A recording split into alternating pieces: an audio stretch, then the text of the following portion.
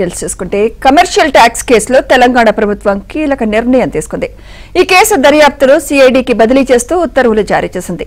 72 కంపెనీలకు input subsidy అందించడంలో మాజీ సీఎస్ సోమేష్ కుమార్ కీలక పాత్ర పోషించారు.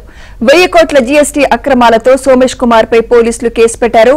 ఆయనతో పాటు 2 వాణిజ్య పన్నుల అధికారులు, ఒక అసిస్టెంట్ ప్రొఫెసర్ పైన ఎఫ్ఐఆర్ నమోదు చేశారు. ఈ స్కామ్ కు సంబంధించిన కంపెనీలు ఇతర రాష్ట్రాల్లో ఉండడంతో కేసు దర్యాప్తును సిఐడికి ట్రాన్స్ఫర్ చేశారు.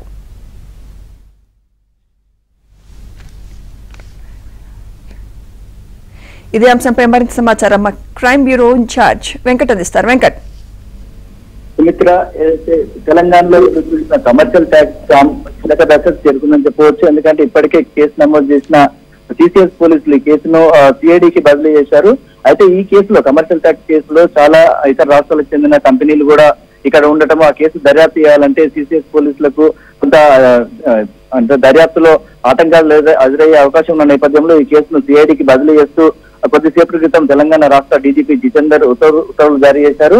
మొత్తానికైతే ఈ కేసులో 75 మంది పన్ను చెల్లింపుదారులు అక్రమంగా చట్ట విరుద్ధంగా కూడా మొత్తం లావాదేవీలను పక్కదోవ పట్టించారు. దీనికి పూర్తిగా సహకరించింది మాజీ సీఎస్ సోమేష్ కుమార్ అని చెప్పేసి ఇప్పటికే పోలీసులు కీలక ఆధారాలు సేకరించారు.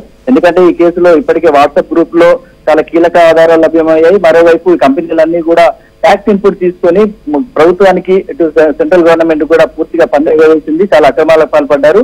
ఈ అక్రమాలకు పాల్పడిన వ్యవహారంలో దర్యాప్తు చేస్తే చాలా సంస్థలు కూడా బయటకు వచ్చాయి. దీనికి సంబంధించి ఇప్పటికే పోలీసులు ప్రాథమిక దర్యాప్తులో పలు కంపెనీలకు కూడా అంటే ఎవరైతే సాఫ్ట్వేర్ రూపొందించారో వాళ్ళందరికీ కూడా లేఖలు రాశారు. వాళ్ళందరూ కూడా కేవలం గత ప్రభుత్వంలో కీలకంగా పనిచేసిన మాజీ సీఎస్ సోమేష్ కుమార్ ఆదేశాల మేరకే మేమంతా ఈ పని చేశామని చెప్పేసి వాళ్ళు రాతపూర్వకంగా మొత్తం రిటర్న్ గా దర్యాప్తులో చెప్పడంతో పోలీసులు కేసు నమోదు చేశారు.